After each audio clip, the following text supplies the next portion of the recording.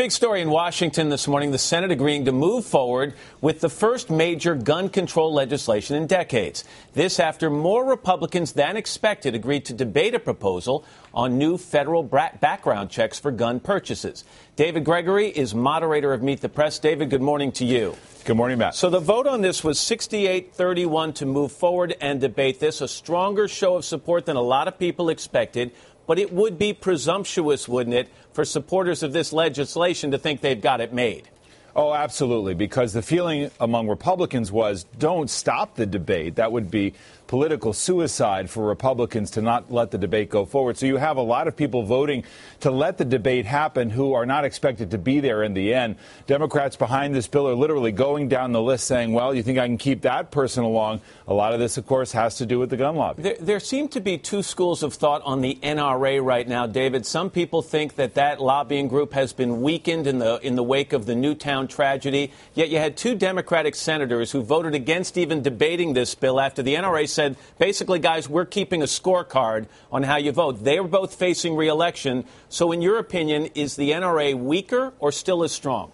Still as strong, I'd say, without a doubt, and facing new difficulties. I spoke to a Democratic senator who said the NRA is being Tea Partied in this whole fight, meaning they're facing attacks from their right, from other elements of the gun lobby, putting pressure on them to what's called score the bill. In other words, give a letter grade to watch how lawmakers vote on this. I spoke to a Democratic aide who's got a boss who's up for re-election who said, look, the more gun votes, the better. The more we can vote against some of these measures, the safer we'll be in a re-election fight. So right now, supporters of the bill are looking for some cover from the NRA. Will they agree to sort of look the other way, not come out for the background check bill, but not penalize senators who vote for it? That they feel is their only chance. But at least there's debate. And when you look at the bigger picture, David, and you look at the fact that lawmakers are taking on gun control, they're taking on immigration, they're debating deficit reduction and the budget. Does it send the message that perhaps Congress has heard the criticism and they're actually getting down to business? You know, I think it's an important point, Matt. I think that there's a feeling in Washington among Democrats and Republicans that the public is tuning them out because they don't think they can do anything big.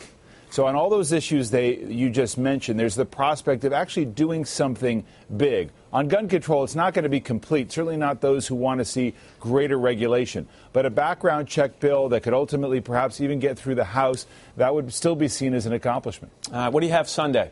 Well, we'll talk about immigration in addition to these other things. Marco Rubio, the spearheading the Republican effort behind it, will join us. Also, Senators Gillibrand and Lee. All right, David, thank you very much. We'll check you out Sunday on Meet the Press.